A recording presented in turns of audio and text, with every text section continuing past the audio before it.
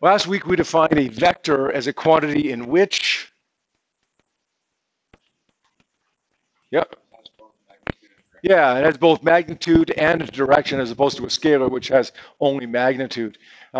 Listen, I'm going to ask you a question on today's practice quiz coming up and tomorrow's real quiz coming up to distinguish somehow between vector and scalar. Maybe I ask you to define it. Maybe I ask you to tell me whether position is a vector or a scalar. Maybe I ask it in some other way, but you've got to know that for tomorrow's quiz. I'm going to ask you today in a slightly different way than I asked you yesterday, or on Thursday, on Friday, that is. And today I'm going to say that we've got, in these first three terms that we've learned about so far, examples of both vectors and scalars. I want you to list for me all of the examples of vectors that you see up on that list. Distance, position, and displacement. Which one or ones are vectors? Both magnitude and direction. Braden? Good. Position and displacement are both vectors because they both have a direction associated with them. Distance would therefore be a scalar quantity, right? Good? All right. The symbol for distance, you guys remember that one? Could be two things, but usually we go delta D. Now, D can be the unit for distance as well, but it means something slightly different, right? If I was talking about the distance between Riley and Braden, the distance between them, then we call that D. But in physics, we're hardly ever talking about the distance between two things. In physics, we're almost always talking about the distance that something's traveled or moved. And that's kind of inferring a change, right? A change in where something is. So we're going to put a delta in front of it when we use it. Okay, 99 times out of 100 for us, or even more, for us it will be delta D. You almost never use D because we almost never talk about a distance between two things in physics. Okay, what about position? Symbol for position, yeah. It's going to be D with the arrow, no delta there because position just means where something is, and then we're going to relate that to the change in just a couple moments here. Has the arrow over top of it because it's a vector, right? Everything that's a vector has a little half arrow over it. Everything that's a scalar does not. Displacement we defined as the change in position. So it's going to be, well, position is D with the arrow over it. The change in position will be delta D with the arrow over. Good. Now, the units for all three of them, the standard units at least, are going to be meters. We could use kilometers. We could use miles. We could use light years. But typically, we're going to use meters. Now, over the next couple of days, you'll still see a lot of other units besides meters. But over time, you're going to see how a lot of problems require you to use meters. I'll point that out when it comes though. Okay. Now, we learned, last thing here, we learned over the last couple of days, two different ways of finding displacement. Sometimes we add things together to get a displacement, and sometimes we subtract things to get a displacement. What are we going to add to get displacement? Given two or three of these, we add them together. Jordan? No. I purposely switched the order of them this time. Okay? Usually I say, subtract to get position. Subtract positions to get displacement, and then we add displacements to get displacement. But then I swapped them around to see if it could trick you up, and I did. If you have Ireland having walked 5 meters to the east and then 2 meters to the east, we would add 5 plus 2 to give me 7 meters to the east for her displacement. But on the other hand, if her position was initially 5 and her position was at the end 2, we'd subtract them to get the total displacement, the final position minus the initial position. Does that make sense? Okay. So rather than necessarily trying to remember or picture the board, what you see up on the board right now when you have a quiz or a test, just think about it, right? If Ireland has walked this far and then this far, we wouldn't subtract those to find out how far she's gone. Right? This far and this far means combine them by adding them to get that far. But if we're talking about where she is versus where she was, we're going to subtract them to get her change in position. All right, good. Let's take a look at three more terms here, three more new terms: time, speed, and velocity. We got a place to define all three of them, but got a little bit of an issue here, actually. I don't know about you, but I find time pretty challenging to define. Like, so challenging that, like, I've looked in the dictionary for a definition for time, and I'm not satisfied. I've never seen a good definition for time. But yet, like, tell me the name of anybody who doesn't know what time is. Like, we all know what time is, right? Everybody knows what time is. But nobody can really define it well. We're not going to worry about a definition for time so much because we're going to end up losing too much sleep over something that we really know what it means anyways. So I'm not going to try to give you a good definition for time. I don't have one. The symbol for time, usually we're going to say delta t. Occasionally it could just be t. It's kind of like distance, d and delta d. Why for time are we typically going to say delta t instead of t? Yeah? Yeah, it's the interval of time that we're concerned about in physics usually. And right now I look at my watch, it says it's 2:32. That's t. We'll call that t initial. Well, in a few minutes, it's going to be 2:35. That's going to be t final. We don't really care about 2:32 and 2:35 so much. We usually care more about the interval of time that's elapsed, the 3 minutes. So almost always, time for us will be delta t. The units? Somebody said it? Yep. Seconds, yeah. Sometimes it could be hours or minutes. Today you're going to see a few questions. It's not seconds, but the standard unit is seconds. If in doubt, go with seconds. You're just not sure what units to go with seconds because it always works. Is it a vector or a scalar? It's a scalar. Like, I know we talk about time travel, going forward in time and going back in time. A, as far as we know, you can't go back in time or forward in time. B, even if you could, it's not a left, right, east, west type of thing. So we're going to call it a scalar. Speed, listen, we all know what this means too, but it's easier to define this one. So I'll write down a definition for this. It's simply how fast something moves, how fast something travels. Or to spell how would be nice. There we are.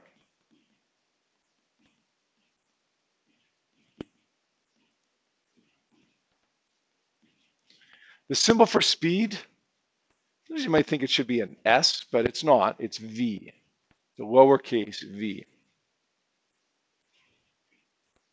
The units, you guys should all be able to tell me what the units are now based on units that we've used for other things. Meters per second. Although kilometers per hour is a pretty common set of units for speed, right? That's what you see on your speedometer, kilometers per hour. But the standard units are meters per second. Do you think it's a vector or a scalar? Time was easier, right? Because, you know, we don't go left or right in terms of time, right? But speed, yeah. Yeah. Why do you say that? There is no direction in speed. You're right. When you look at your speedometer, it measures your speed, and it doesn't tell you which way you're going, north, south, east, west. The other way to determine this is a scalar is the fact that we have no vector sign over top of the v. And unless I forgot to put a vector sign over it, a half arrow, then speed's got to be a scalar. Velocity, we have a trickier definition for, a more scientific sounding like definition. It's the rate of change of position.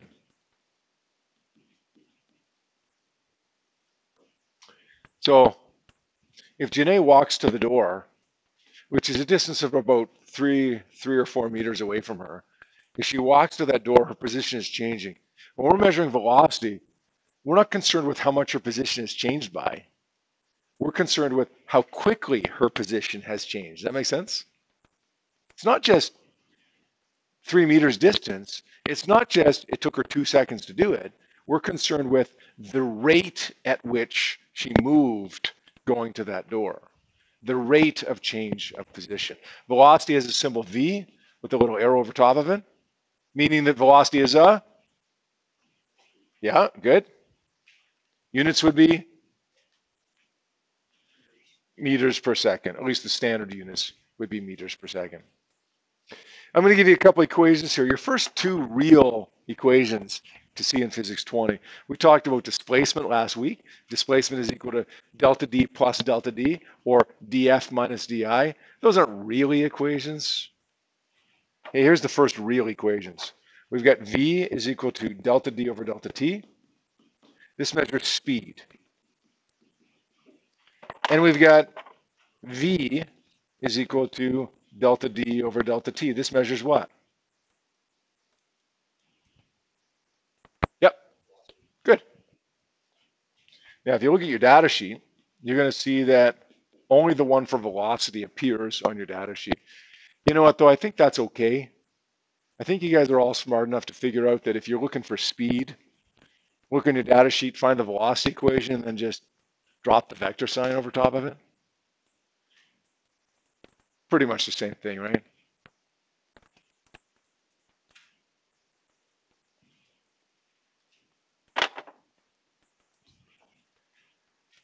How fast is a fast speed? How fast, when you drive your car on the highway, how fast do you drive? How many people have their license so that they can drive on the highway? Yeah? So how fast do you drive? The speed limit, good answer, which is 110 kilometers per hour, which is about 30 meters per second. Yeah, that's pretty fast, eh? 30 meters in 1 second. That's almost a third of a football field in 1 second. All right, if you walk, how fast are you walking? Any idea? Sorry? You're a pretty slow walker, actually, if you walked a half a meter in a second. I mean, you think like this is a half a meter, and you like when you step back, you think like, yeah, okay, I probably go that far in a second, but really you go quite a bit further than you think you do, actually. Usually your speed when you're walking is probably a meter and a half per second. Like walking like a regular walk, if you're not dawdling. So that's pretty quick, actually, eh? How fast do you move when you run?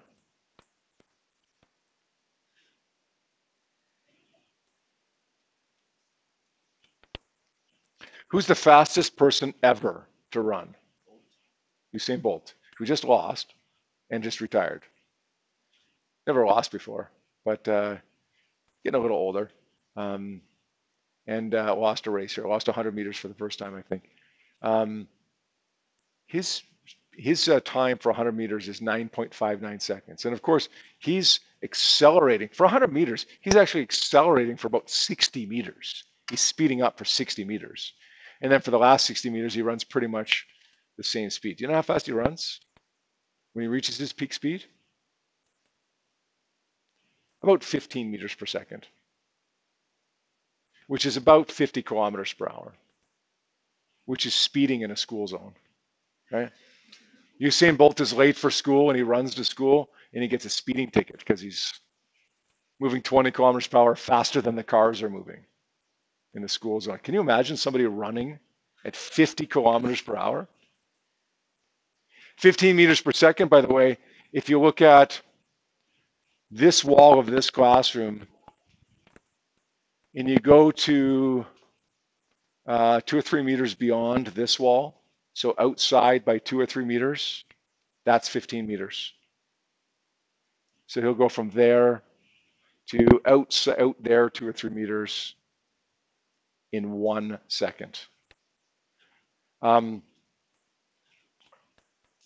I'm trying to do, like when we talk about the speed of a car, the speed of you walking, the speed of Usain Bolt, what I'm trying to do is point out to you intuitive notions of speed. When we calculate a speed, we calculate anything.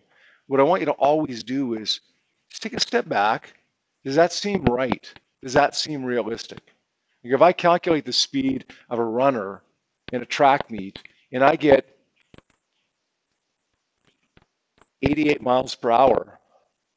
That's not realistic for a runner. That's realistic maybe for a DeLorean that's trying to go back in time, but not for a runner who's running around a track, right? Just stop and think if it's realistic. Let's take a look at a couple of examples that use this either speed equation or velocity equation. And those two examples appear on the example question sheet that I gave you last week. Sorry, it says C12 example problems.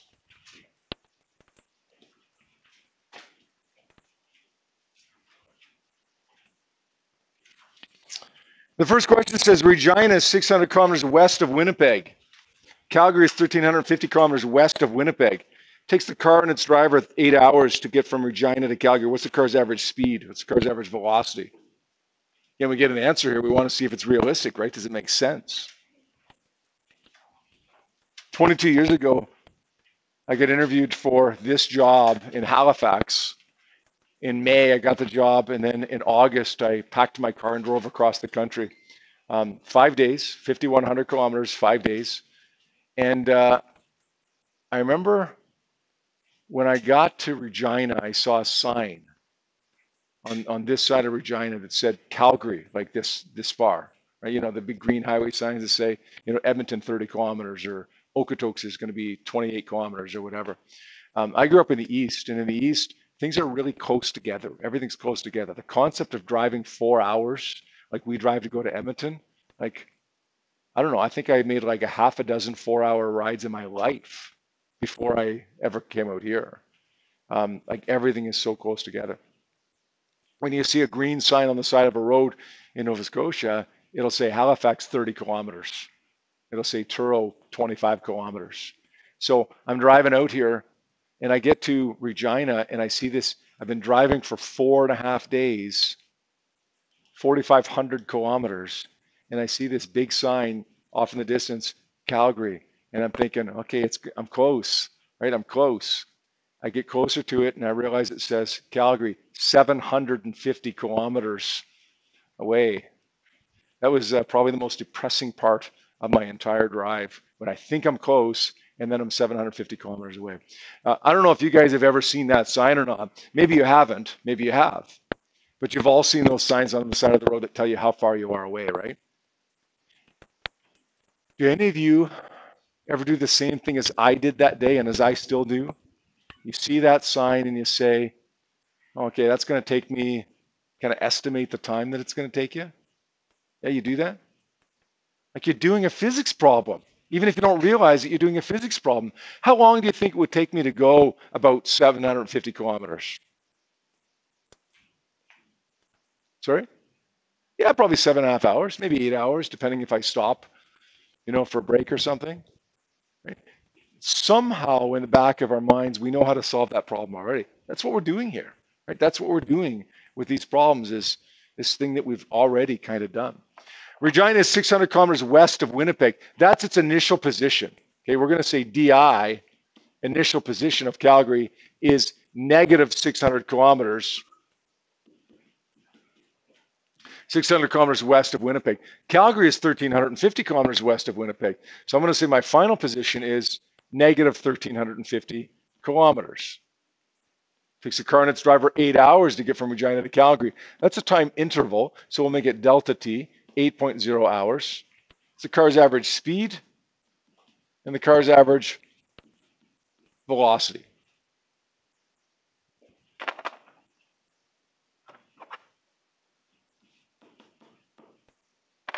Well, the speed, we're going to use distance over time to find the speed. And velocity, we're going to use displacement over time.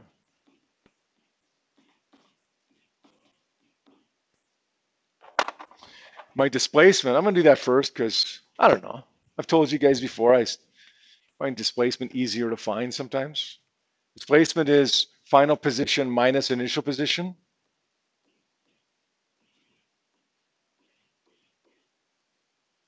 Negative 1,350 minus negative 600 over the time of 8 hours. Can I use kilometers and hours there? Sure I can. What's my units going to be for my final answer here? Yeah, it's not going to be meters per second, right? I'm using kilometers an hour. It's going to be kilometers per hour. Negative 1350 minus negative 600 gives me negative 750 kilometers. That's that bloody sign I saw outside of Regina 22 years ago. Calgary, 750 kilometers from Regina. Divided by 8 hours. I believe when we do the math there, it works out to be negative 93.8 kilometers per hour. 0.75? Okay. I'm going to make it 0.8 actually. Actually, neither one. I'm going to make it 94. Now, who said it was 93.75? Okay, Kyle, if you wrote that on a quiz here coming up the next little while, that'd be fine. It'd be absolutely fine. I rounded it to 2 digits there because of significant digit rules. You guys remember learning those in Science 10? We're not going to lose any sleep over that right now because I want to focus on the physics first and then we'll worry about significant figures. The bottom line is if I use 3 digits, 4 digits, and 2 digits, my final answer should be 2 digits. Right? Does it make sense? Okay. If it doesn't make sense, don't worry too much about it right now. Okay, there's my velocity, negative 94 kilometers per hour. Realistic? Yeah, sure it is. It takes me 8 hours to drive from Regina to Calgary. Sure, 94 kilometers per hour seems realistic. What's my average speed?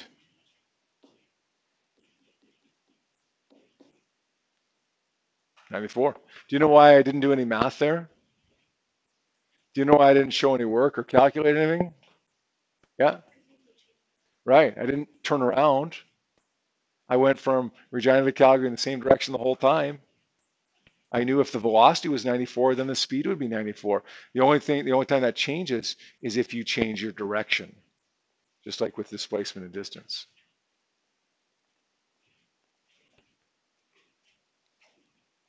Okay, let's take a look at 2. It says a hiker walks 300 meters east, then 1,200 meters west. Those are displacements, right? 300 meters and then negative 1,200 meters. Takes 1,800 seconds. Speed and velocity.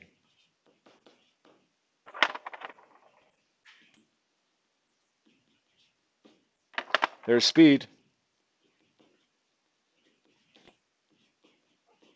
There's velocity.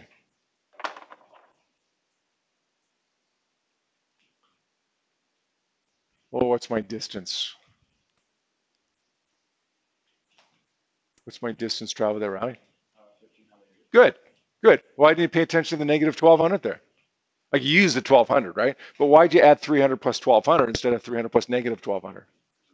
Good, because distance is a scalar. So 300 plus 1,200 is 1,500. My time interval here is 1,800 seconds. 1,500 divided by 1,800 is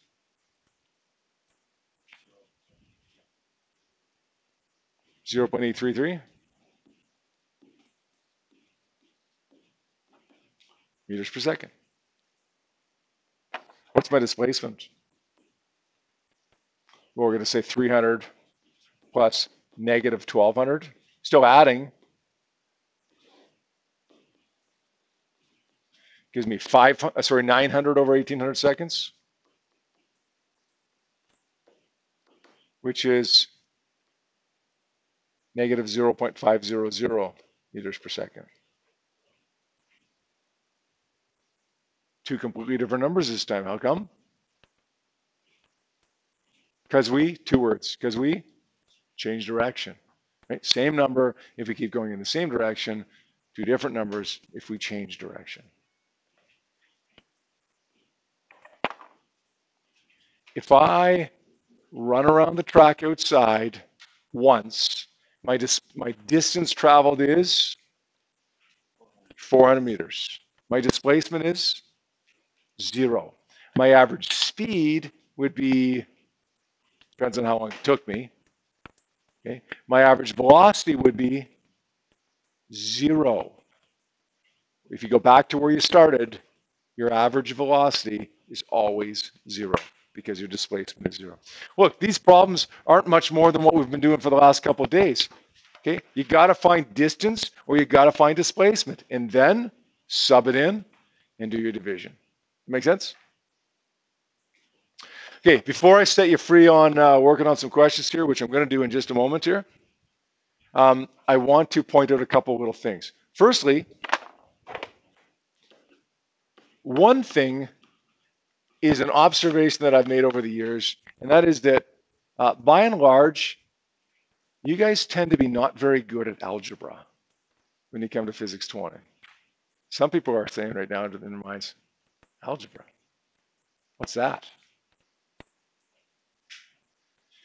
If I gave you something that said 3x equals 6, solve for x, how would you do that?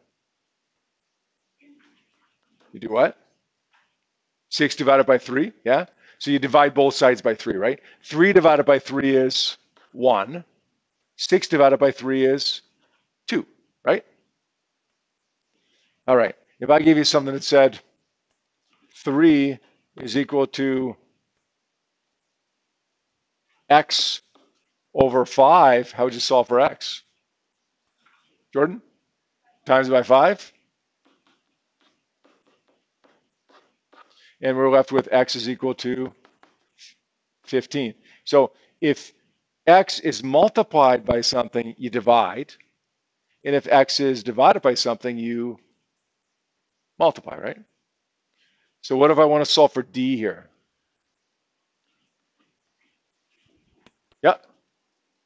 Yeah.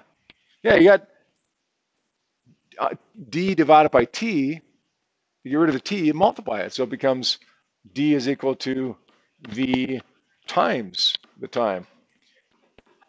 And then what if I want to solve for time? If I want to solve for time, then I do what I just did to get time on the top, and then get rid of the v by dividing.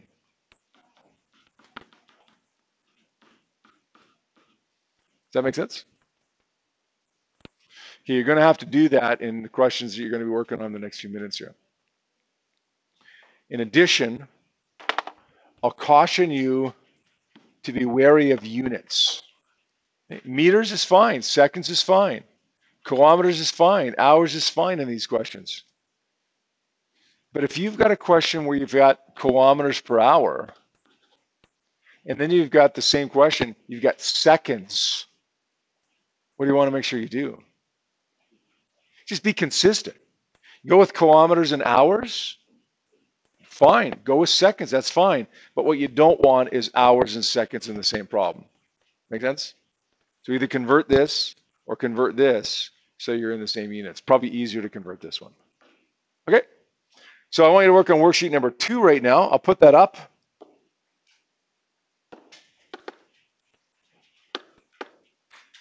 I'll put that up right now.